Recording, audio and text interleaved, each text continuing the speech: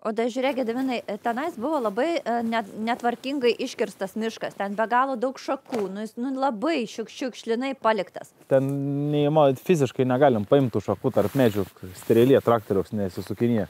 Per metus per 2 to šaką sukris ir ten toj vietoj pasiliks kaip traša. Einamųjų kirtimų metu, ne iš einamųjų, atrankinių, atvejinių, kur nėra plynas kirtimas, kad šakos pasilieka būtent tuose vietose, kur važiuos traktorius su ištraukimo mediena. Dėl to, kad jis techniškai neturi galimybės iš po savęs jų surinkti. Jeigu jau būtų paliktos šakos visam kirtimė išmėtytos, tai čia jau būtų netvarkingas. Tai mano darbas ir yra paaiškinti, bet dar iki kirtimo darbų. Kas bus daroma tam miške, kaip mes darysim ir kokios pasiekmes, pliusai ar dar kažkas bus.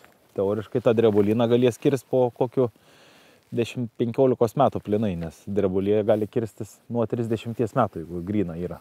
Tai dabar yra dar misija pasižiūrėti šitą, dabar taip vainam pasižiūrėjau, čia kaip batas gaunas. Einam, va, aš tau duosiu šiek šitą. Ir tu nueik į šitą. Šits yra